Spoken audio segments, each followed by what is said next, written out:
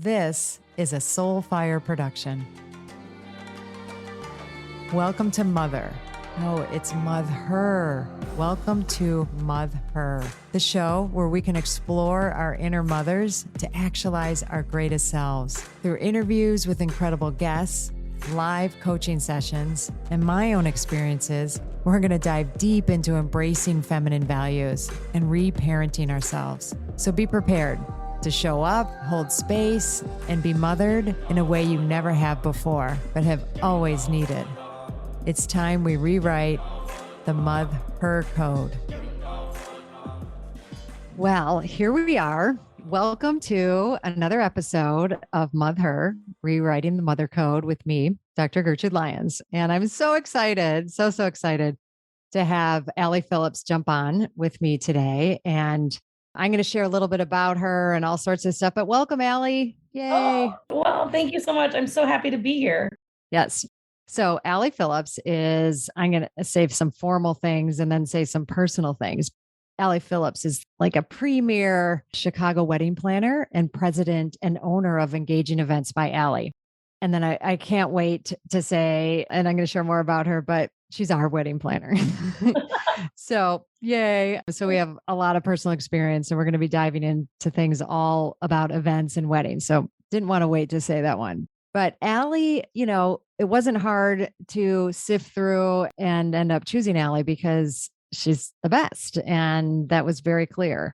But I'll give you a couple of her details about why she's the best. So she's been in this business for over 19 years in the event planning business, recognized as a leader in the wedding and event industry, named a top list destination planner by Destination Weddings and Honeymoons magazine, named one of the favorite Chicago wedding planners by Chicago Magazine, big deal, as well as one of Chicago's favorite wedding planners by Brides Magazine.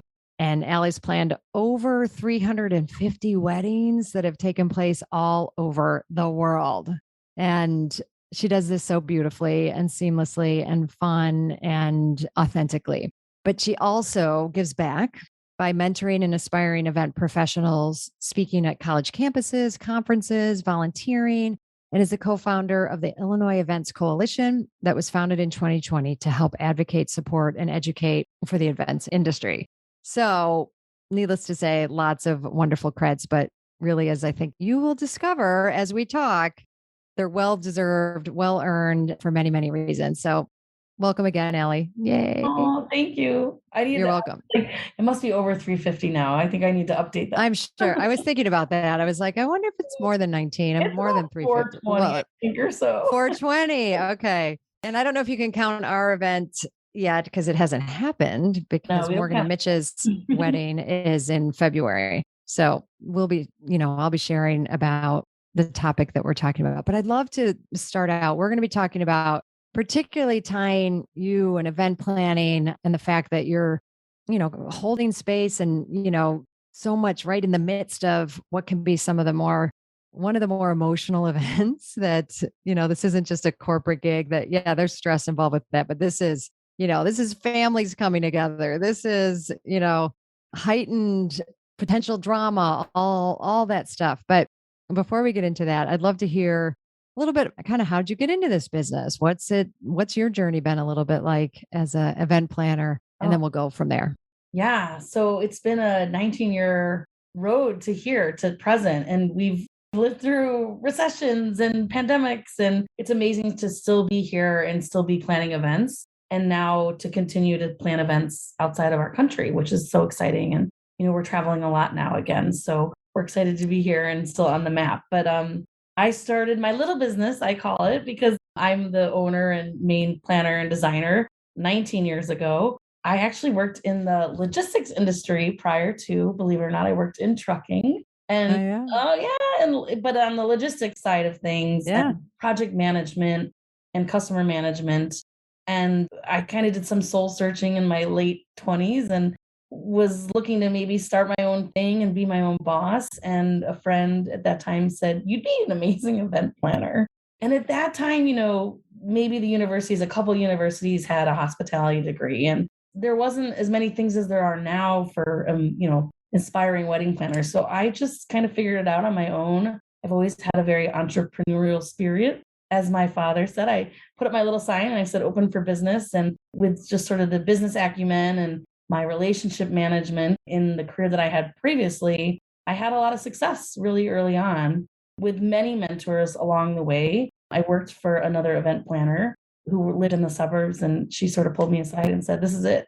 I think you can do this." So I started that, 19 years ago, and it's been an incredible journey to be part of this.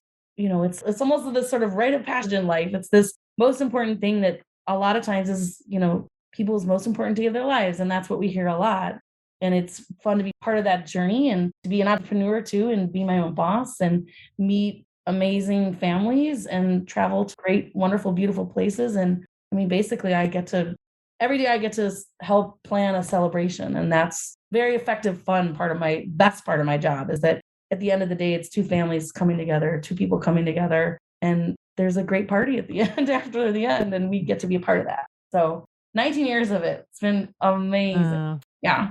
Well, I'm happy I get to say firsthand, that I feel that as in working with you and, Oh, I love that. having gotten to know you and, you, when you hire a wedding planner, you want to hire somebody that you're going to enjoy being with. Right. And because you spend a fair amount of time together and, it really has to connect and click. And there was a depth to you and maturity, I guess, and I don't mean well, I've done this a lot of years. There's just a solid maturity to what you do. So I would imagine that was cultivated and learned. And I think one of the things I want to jump right into is, when you started in event planning, did you realize that, this is happening that would have so many emotions involved with it? And what was that like for you? And how did that start out and then evolve over the years for you?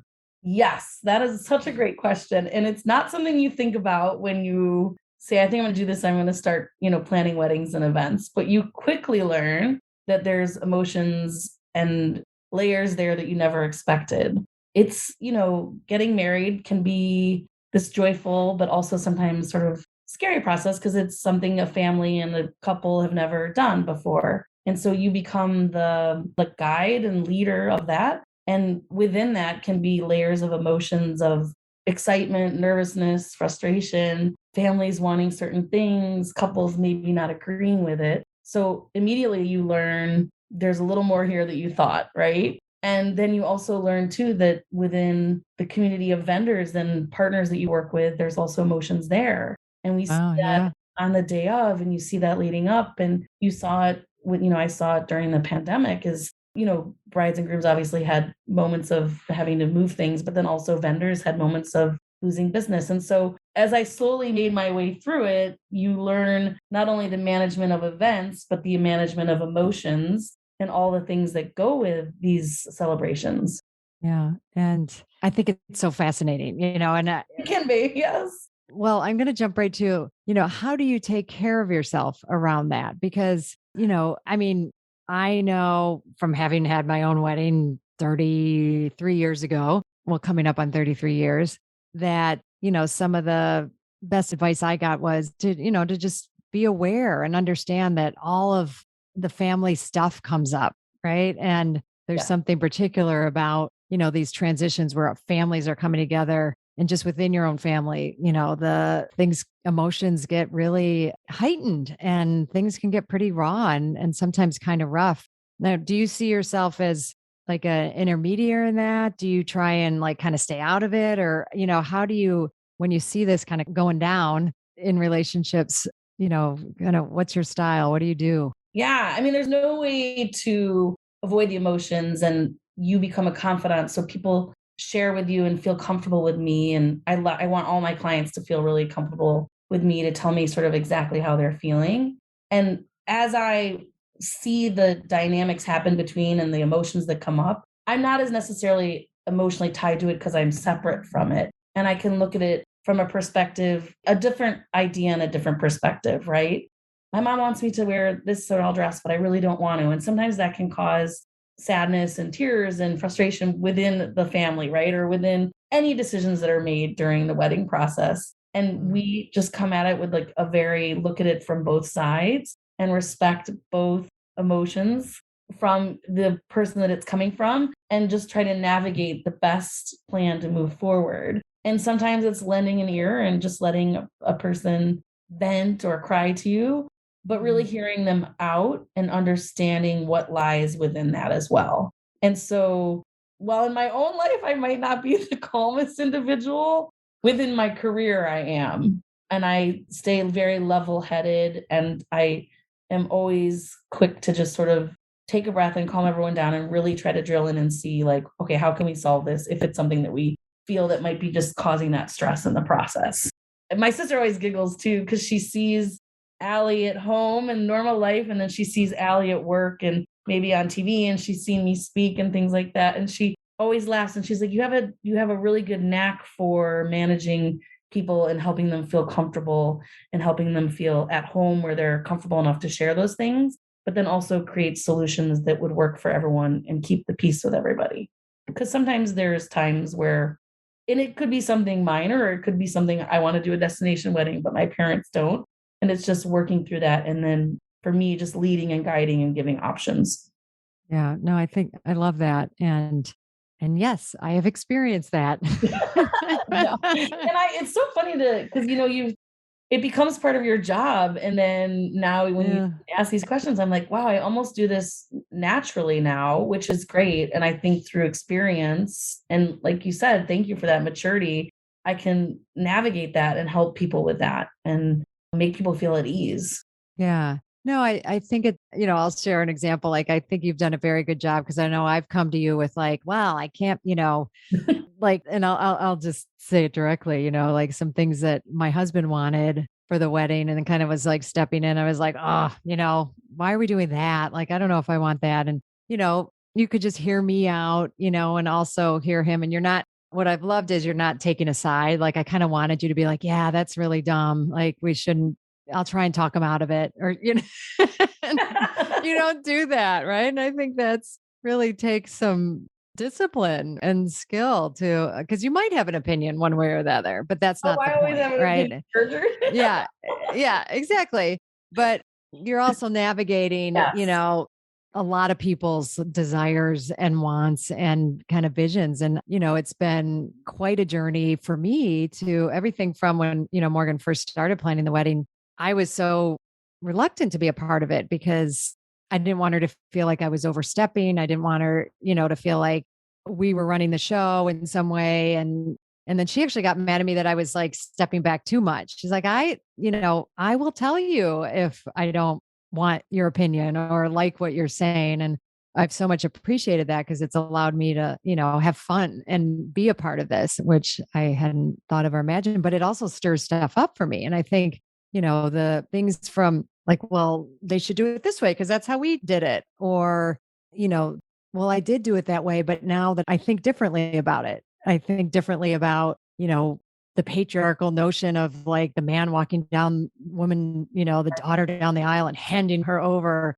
But I've done my own work on that, to look at like, what is that to me? Right. Because I really do believe you can make meaning of whether it's kind of a historic tradition or whatever, even if you do that, where you're coming from, is it? But, that's my stuff, that's me. And to be able to separate that is something I've been working on. And I wonder if you see those things happening, if you've ever, kind of steered people in the direction of like, well, I get you have a strong opinion about that, but why don't you look at that for yourself kind of thing? Yeah. I mean, it happens all the time because I think sometimes, weddings have this historically, there's so much tradition and etiquette surrounding a wedding, right? Hmm. There's books on it, Emily Post, Martha Stewart, Emily Post, these people have produced books that say how it should go. So there's a lot of like societal pressure of how it's supposed to be. But I always sort of say, well, but does it have to be that way? And question those, like you said, historically, the father of the bride walk, and question those of like, well, let's do it differently. And it makes sense for us to do it this way. And, I was just talking with two friends that are getting married. I'm a bridesmaid, right? But they wanted some advice. And so they get it from me. And, they said, first dance has to be after dinner. And I said, well, who says that? Why not just walk right into dinner and do your first dance there? And no one had sort of recommended that to them. They were just been to weddings where it was done in this scripted way. And I thought, well, why can't the two of you just walk in and do your first dance right away? And they sort of pondered and said, you know what, you're right. Why not? So I think when we are putting together that timeline and putting together the things that you feel sort of pressured to do because of those, just the way you've heard it's done, I Yeah. always sort of try to push the envelope and say, well, let's change it a little bit. And that usually gets met with sort of smiles and, yeah, let's make it different. And you're blending two families together, and maybe the one family's tradition is different than the other, and why can't we incorporate both? And I think that's something that I love to do, and to help my couples know that it's okay to do that. It doesn't have to be how they thought it was going to be, or how their friends did it, or how their parents did it. Oh, I love what you're saying, Ellie, and it also underlines like everything I talk about in rewriting the mother code, right? Like this Right. is about raising awareness and understanding there isn't just one way, and the one way that, you've seen either through the family or culturally, Yeah. but to open that space to what do you want? And that was such a big thing with when we were planning our wedding and we got coaching. It's when we first started doing, couples coaching, and Dr. Bob Wright, who was coaching us, said to Rich, like, well, what do you want, Rich? And it was like, well, whatever, if Gertrude's happy, then I'll be happy. And then he's like, okay, well, say Gertrude has the things that, she wants, then what do you want? And he's like, well, if all the guests are, happy and we've done a good job with the guests. And took a number of these iterations to get at, but what do you, want personally? And sometimes that can be so threatening because you haven't really looked at that for yourself before. You've just looked externally so much, or, and that was a big awakening for us to do that. And I love that that's what you're inviting people to, is because there's going to be a lot more decisions, as a couple going on. Like, am I going to follow the cultural norms or the family norms and insistence, on things, or are we going to think for ourselves and make discerning decisions? And what do all these traditions mean to us? Right. And, that's where when I support couples, it's around creating a vision. And that's what we were supported in. What's our vision as a couple? Oh, and now we can apply that to a wedding, right? Now we can apply that to this and can really help sift through some of those decisions. But it also is very confrontive to like go against the grain. Like, what are people going to think, and stuff. So I don't know. Right. I think this is such a key part I want to underline. Yeah. And couples are like, and I love that you did counseling before you got married, right? Not everyone has an opportunity to do that or thinks to do that. But even just with couples, the advice that I would give to couples if they have a planner or they don't have a planner is to sit down, the two of you, and write up what you want and what you don't want. Sometimes what you don't want even helps more than what you do want. And Mhm. to, before you jump into that planning process, just sit together as a couple and have a moment to say, what do we want to feel that day? What do we want our guests to experience? What do we want, and just really sitting down and having an honest conversation before you start in the planning process, and then also too, if family is involved and supporting financially and having those hard conversations from a budget perspective, and just getting Yeah. everyone on the same page as any project, right? Before you jump into it. And I think that helps create beautiful celebrations that maybe wouldn't, sometimes when you hear weddings and a bride, and people will ask the bride or the groom, oh, you must be really stressed, you're planning a wedding. And my favorite thing to hear is when couples say to me, my friends ask me how stressed I am, and I tell them I'm not.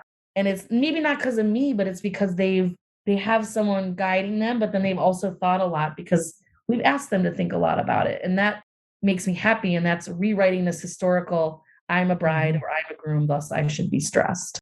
Yeah. And Oh, a little bit of so glad you brought that up because those kind of beliefs, and they're just in our head, right? Like, oh, right. this is going to be a stressful process. Like, and then we'll create that, and I love that you have the awareness and consciousness to broaden that and just, kind of nip that in the bud, so to speak, as best we can. Right. And of course, there's going to be stressful moments. And of course, Of it's a course. big production, right? Like, Ah, it's like no matter what size wedding you're doing, that it's a lot. And like you said, nope, it's not something people do unless they're in the event industry, right? Like it's not something people generally have experience of. And about even being center of attention, right? Can be a big thing for I think brides and grooms, in a lot of ways. So right. I love what you're saying. And then, that that day, that event, like the whole thing. I like thinking of the word engagement around engaging, right? And Yeah. that's the name of your company, You and Engaging my Events, company, right? Yeah. right? But the engagement isn't, just something you did like, oh, we got engaged. It's like now we're engaging as a couple. One thing I loved about planning our wedding was like the first project Rich and I had together, right? So we got to see like, how do we work? Wedding planners weren't, I know, I'm sure some people were using them 32 years ago, but they weren't in the atmosphere the way they are now, which thank God. Oh, I'm so thanks. great. I'm so grateful. Didn't even like know that that was an option. But still, like this, what was going to be meaningful for us, and planning the ceremony, became like this just big, like, oh, wow, okay, this is what it's about, and kind of remembering at times, like, because I know it's really easy to, and I'm watching that now, even, with Morgan's, it's easy to just kind of get into the production of it and forget, like, some of the biggerness of it and what this means and what is it, I want that for them, as much as possible. I'm very confident it'll be a beautiful event. And Yeah. I'm sure there'll be wacky things that go wrong there. We just did a shower and we had, like huge wind blowing everything over. You just gotta like laugh and roll with that stuff. But Yeah. okay, well, that leads me to another question that I have for you. So like when, something big goes wrong, or there's some, kind of maybe an emotional clashing, like particularly on that day, you know, how do you tend to yourself in the midst of that? And then, is there advice that you give? What's kind of your strategy on like some of those really high pressure points where something big went wrong, or there was just a big fight between a couple people, or I don't know, any of those things Yeah. that do happen? Yeah, I mean, it What does is happen in 420 events. We've seen it all. And I, as a human, I'm an empath, and I take a lot of emotions in, and I have to watch myself. I think my friend Megan Taylor said it best. She said, observe, don't absorb. Mm, And you need, as a planner, and when things happen that are unexpected on the wedding day, or any arguments that might arise, and things have come up. I always at the end remember, like, at the end of the day, you're going to be married, and you might be upset that your mother-in-law to be is late for hair and makeup, or bridesmaid 2 is, I don't know, running late, or doing something that you didn't necessarily want her to do, and she's, I always just say these little things, they will work themselves out. And we'll get through it, and don't let it. And I've had this conversation with a lot of grooms and brides separately and sometimes together. Don't let this ruin this day. It's just a little thing, we're going to get through it, whether it's someone running late, or mhm, a switch of a photographer because there was, a death in the family. And that's, mm, you picked your photographer, but then you find out the morning of the wedding that photographer can't. And no matter what, you're going to still have photos, and that backup person's going to be amazing. And it's just, don't let this moment take over and ruin it. And we do a lot of pep talks. I've done a lot of pep talks at the back of the aisle, right before the reception. And it's an emotional time, right? And it's emotional in that it's joyous, it's scary. There's, some sadness for parents and seeing their babies grow up and mm. those things. And we're just conscious of that when it gets to be something that's heated, we just sort of, the team stays calm and cool. And we know that we're going to get the couple through it. I mean, I've seen like wedding cakes come crashing to the ground in front of couples. And Yeah, I did kind of want to ask because it's just kind of interesting. Like, what are some of the oh, big disasters, just to I like mean, just, normalize and know that like, they happen? I mean, like, the bagpiper that wasn't there, right? To do the grand exit. And like, I'll be like, Yes. the bagpiper's not there, but we're going to do the grand exit. There's no bagpiper. No, but walk and smile and make sure you kiss at the end, and I was showing a bride and groom. We were walking into the space. It was at Cafe Brower in Chicago. And someone must not have locked the legs on the rolling cake table. And that cat came crashing to the ground, and we were in the room when it happened. And I honestly just almost thought to giggle. And, I almost like sort of sucked my breath in, and then the linen swept out, and it sort of like half landed on the linen. And I was kind of like, we were all sort of like, forgot what happened, right? And I kind of giggled. I said, well, landed on the linen. This is a good thing. And, we were able to, it was not a 4-tier wedding cake anymore. It was 3, but we were able to like still make it happen. And I think that in that moment, there was this, oh my gosh, this wedding. And we did sort of giggle at the end. So, and it didn't ruin the day. And it's a great story for me as a wedding planner, but I'm sure it's a story they tell people all the time, right? When they're talking to their 100%. friends about wedding planning, oh my gosh, our wedding cake came crashing to the ground. And and the bagpiper that wasn't there, or the bride, I handed her bouquet and she's like, that's not my bouquet. And I said, yeah, it's your bouquet. And I don't have a red bouquet. And I said, yes, yes, your bouquet's red. And she's like, I thought I changed it to white. And I'm like, it's red, but isn't it beautiful? And, she could have, and then we've even had couples turn to me and say, that's not my song that I'm going down the aisle to. And it is, they just don't remember the tune. Right. So, Oh, or it's wow. wrong because not every now and then. I mean, sometimes at a church there's some miscommunication, but it's just like keep rolling and it's a day, right? And Yeah. nothing's going to ever be perfect. Not that I'm always looking for something, but there's going to be something that you could say, for instance, like a Morgan shower. Who would have known in the heat with not a breath of wind that boom, all of a sudden this wind would come up and the donut wall might have gone flying and the pillar candles came down, and it's those are the things that kind of you can't anticipate for, right? It wasn't No, the wind, right? In the earlier no, day. So, and no. maybe that was, just a funny universe, just saying like it's beautiful and but it's not perfect. It never will be. So Hi, I'm so excited to share with you my 2024 Spring Equinox Self-Mothering Retreat that's happening this March 2024. And I would love for you not only to consider it, but to attend. But in considering it, hey, just knowing that you would be leaving cold weather if that's the space that you're in and coming down to just magnificently beautiful, warm, nourishing place of Zihuatanejo, Mexico. Zihuatanejo meaning land of the goddess women, and coming to really take time for yourself. Okay. And that I am learning more and more isn't just a nice thing to do or something extravagant or something selfish. It's essential. And I really want you to take it seriously, to consider, just think about what would it take for me to go. It's a 5.5-day retreat, getting from where you are, getting there, landing there, and then being in a space that is all about you. It's all about nourishing you. It's all about tuning into you, using everything around us, the nature, the food, the beautiful people, the rituals, ceremonies. I bring it, we really bring it. And we go deeper and deeper as the days go on, and we release, we let go, we bring in what is nourishing, what is empowering, what is that space of just really divine feminine energy. And we do it in the community of women. It's not for everyone. I will be honest, if the idea of leaving and not making it work or it's just too hard, not for you. If the idea of, spending that amount of time inwardly focused and going to that level of self-awareness doesn't sound like something you're willing to do or put the time and energy into, then it's not for you. And it's good to know that, right? So this is for people who are serious about what it means to mother themselves, what it means to take time for ourselves and that gift and what that gift can bring to us. It was originally right after my fall retreat. It filled right up. But now some people, it turns out, are not able to come. So I do have a handful of openings. And if you're listening to this and you're willing to take that step, please reach out to me.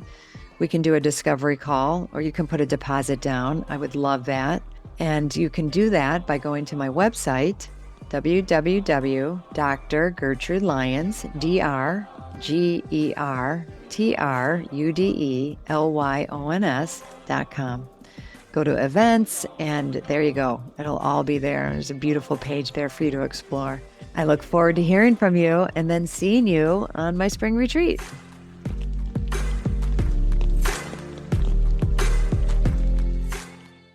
That's what I love. And you're helping me like just underline that even more. And that's why I kind of felt like the shower was a warm up, for the wedding, to remind us like, oh my God, it's all of it. Right. Like, cause people that have talked about the shower, like, oh my God, it was so beautiful. And the decor and the flowers and Morgan and, just all the little pieces of it. And like, oh yeah. And that wind, and Oh Right. my God, that donut wall that came crashing down. Like it's all part of it. But if like I think it takes a certain amount of awareness and skill to not fixate then on that, right? Because Right. you're wound up and I love hearing how you kind of redirect and Oh, yeah. remind like, yeah, this is a thing and look at everything else that's so beautiful, right? And to Right. remind it. Yeah. And then like sometimes as the person in charge, like the leader, the like captain of the ship, in the back of your head, you're thinking, OMG. But you're Totally. like, I'm never gonna let him see him sweat. I'm gonna put on my happy wedding planner face and like we're just gonna make it through it. And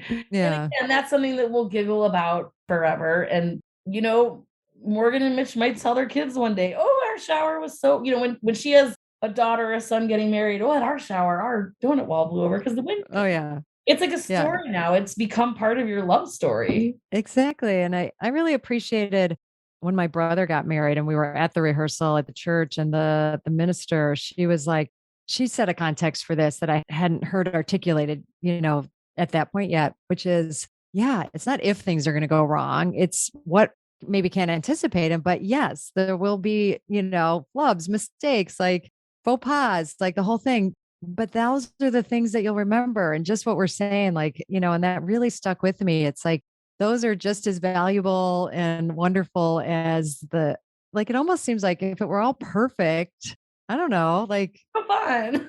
that's okay. Like, that's good too. But I almost kind of look forward now to like, I wonder what the weird things that are going to happen. And so often, like, people don't even know they were weird Oh, we things, keep a the list. guests, yeah, the guests like heart, unless it's something right in front of them and, super obvious, so many behind the scene things that they would have no idea, right? That are even No a idea. thing. But yes. And then the list. So when you said that, like, and I hear that, like, this practice for you not to absorb, but to be there, but you're going to absorb. Like, that's, Yeah. it's kind of impossible not to at a level. But this is where I do want to ask again, like, have you learned more ways, like post event, kind of your own, like releasing, debriefing, kind of letting go of the energy of that event for yourself?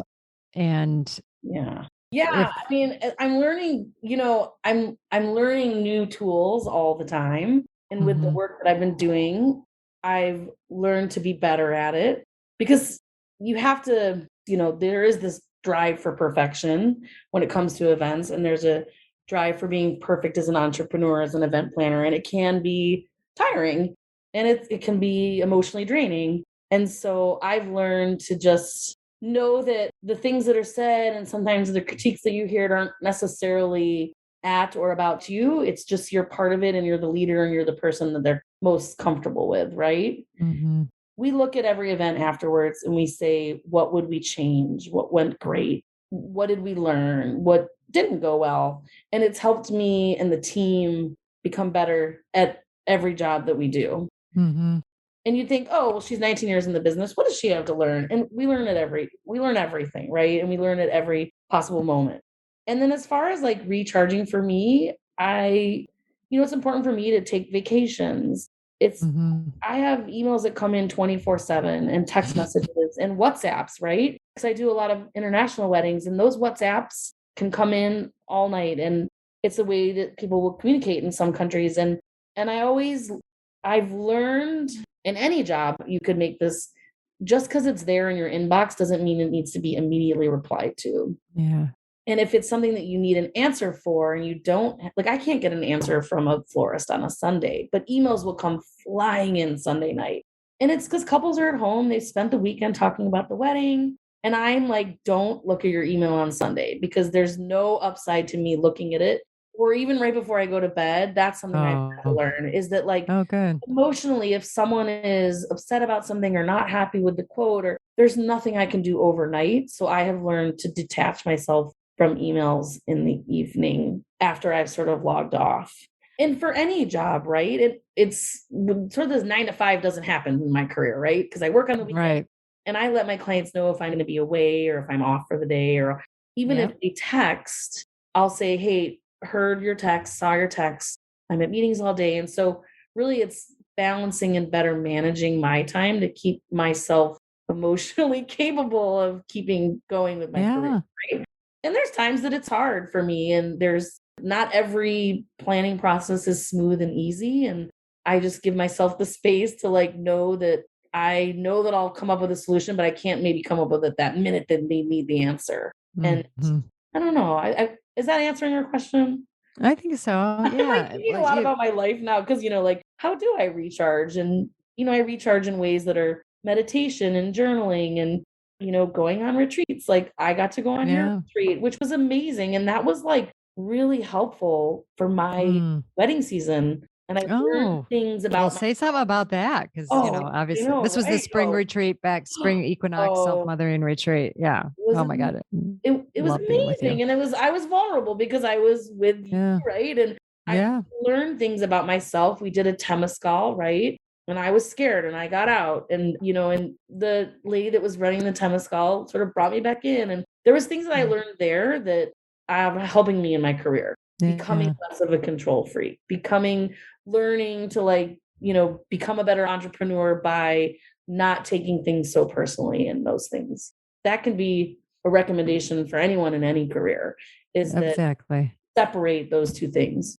Yeah. And, Um, yeah, exactly. Like, and you have been, I mean, from what I know of you, I've known you now a couple of years, but, I haven't known you your whole life to know like where you've been working on yourself and developing. But I have a sense that, more recently you've been doing more because I've been a part of it, yeah. how open and coachable you are. And if there's anything in particular that's made a difference in some of the work you're doing that might be good, for other event planners to hear, but also bride and grooms to hear. And happy to have you share that. And then we'll go from there. Yeah. I mean, I think like I've gotten really good, and I think this could help couples and even parents in the planning process is like being able to like determine what the emotion is that you're feeling. Hmm. So brides will say, I'm so nervous. And I'll say, all right, let's talk about, what are you nervous about? I'm nervous things will go wrong. I mean, we talked about it already. And I will Yeah. say to them, something might go wrong on the day of your wedding. But is it nervous or is it? And then sometimes you drill down and it's really not a nerve. It's a fear of, how it looks to their family and friends.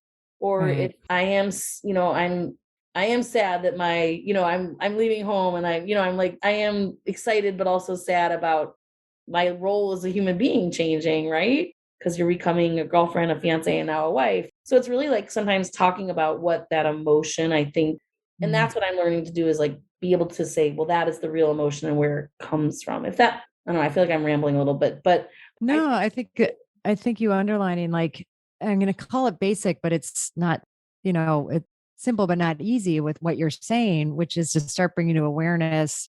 And we refer to it as 5 primary emotions: fear, hurt, anger, sadness, and joy. And when you can identify those, you kind of bring yourself back present. And I think that's such a big thing in a wedding, both whether you're the planner or, the one in the event. If something freaks me out and I get scared or I have a trigger, someone just triggered me and I'm like ready to lose my cool, just to name that emotion, right? yeah, Is what I'm hearing you say. And you're learning, and I've learned and support others to identify that, because that brings us back to ourselves and present. What I love about your sin, it's reminding me that all of this is about how can I come back and get present with myself so I can be present to this event, to the happening, what's here, whatever it is that's happening. My presence is what's so important in it. And I love that. yeah. And then like more like emotionally healthy I feel like that then spreads to others, right? Yeah. Here, And here. even like the people that I'm working with, since I've started a lot of this, developmental work, and it's changed. They're like deeper relationships. And, there was years that we were, planning maybe like 30 weddings a year, right? And when you're planning that many events, we never, we get to know people, but now we're doing a smaller amount of events, and we really are Mm. very involved in these like multi-day events, whether it's a destination wedding. We do a lot of South Asian weddings, and it's being able to better connect with my clients and help them then navigate the process. And Yeah. we work with so many people, on average at a wedding or a celebration, there's at least 10 vendors there, right? And then Wow. you're have their emotions too, and you're like building this amazing team, right? And it helps to be like everyone to fully understand each other and like treat each other with love and kindness and respect, because at the end of the day, like you're building this amazing team that's part of your like this incredibly transformational time in your life, right? And I love being there to help people navigate that and pick the right people that make them feel comfortable. Like I was Yeah, I interviewing love that. florist the other day, and I was watching the sort of dynamic in the two different meetings as same couple, two different florists, and I watched the dynamic in one meeting very different than the next, and I walked out of that second meeting and I looked at her and she said love him, and I like knew in the meeting that she would feel the most comfortable with him, and like that Yeah. he would be the person that would help design and transform her little Pinterest page into this beautiful wedding day. And so that's kind of the work that I've done that have made, I feel like my events feel different than they did maybe 10 years ago. Mm. It's Yeah. Well, I can very deep. feel it as you're saying that. Yeah. Well, it is. And, what I love is like you taking care of yourself first, and how you said, whether it's directly what you're sharing or maybe providing advice but it's your being, right? Like it's the energy of where you are when you're on your own journey. So explicitly it carries, it permeates, Yeah. and I love that. I love that people are getting that, and how valuable, and it's, those are the kinds of things I want to see, written up in how you could write that in your, I don't know, wherever you're telling people about yourself. Yeah. Is, you know, Yeah. It's and I do growth work, and this is the difference it'll make in your wedding, kind of thing, to right. to start honoring that, and how valuable that is, because you're investing in yourself, which then carries over to the client. Yeah. Yeah. They benefit from it for sure. Yeah. And hopefully getting to know me helps them learn something along the way too. Yeah. Yeah, Yeah. absolutely. Okay, I have one more question, and Okay. then we'll close out, because I want people to, well, I'll ask this one first, actually. How can people connect with you and Oh, yeah. learn more about you, and hopefully maybe even do an event with you? But either way, Love I it. want them to be able to connect with you. Yeah. So, well, on Instagram, I'm just at Allie Phillips, and it's ALIPHILLIPS. So at Allie Phillips on Instagram. I'm there a lot. You can DM me. Mm. A lot of leads come in that way. And Yeah. then my website, which is a great way to connect with me. It's quite long. It's engagingevents.by Allie.com. And I'm the main planner, the lead planner, but we do have a team that works with us behind the scenes. But that's the way to find me on the website too. So that's the way they can Cool. locate me and reach out to me or send me a DM on Instagram. We're Yeah. very present on Instagram, and we love to share You our are. work on And Instagram. I think everything we've talked about reflects in your Instagram, because it isn't just, here's the event I did. Here's, it's like, oh, here's a thoughtful quote. Oh, here's, something that is meaningful and that you're Yeah. thinking about. And I love that mix on your Instagram. Yeah, Always we makes try me to be happy. authentic and real, and kind of, I like people when they say, I feel like I know you from watching your Instagram, and that makes me, Yeah. I did a good job with social media, is we want to be Yeah. authentic and share the silly things, and we share some funny behind the scenes things too, because people love to see that. Yeah, absolutely. Okay, last question. So I know, because we've talked a lot, you know what I do and you've been part of it, but what does rewrite the mother code mean to you? Ooh, well, I learned a lot too at the spring retreat. I think for me, when you think of, obviously the mothering, right? You never think of mothering yourself.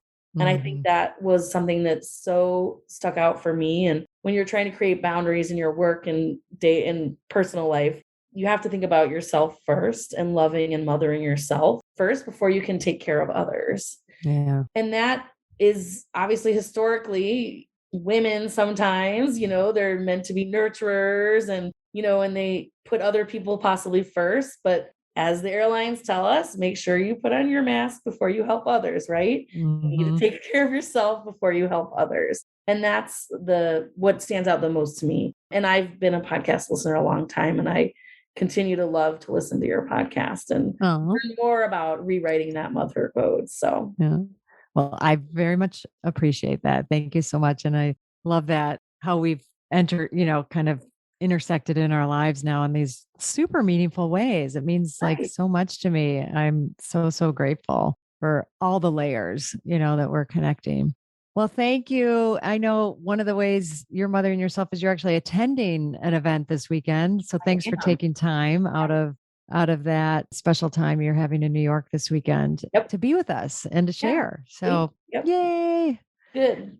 Well, great. Well, thanks so much for having me on. I appreciate being here, and it's amazing to be part of your daughter's wedding and you being a mother of the bride. And I love the journey that we've been on, and it's been such a pleasure to get to know you and your family and your daughter and Mitch. And I'm so excited to see it come to life in February. I know.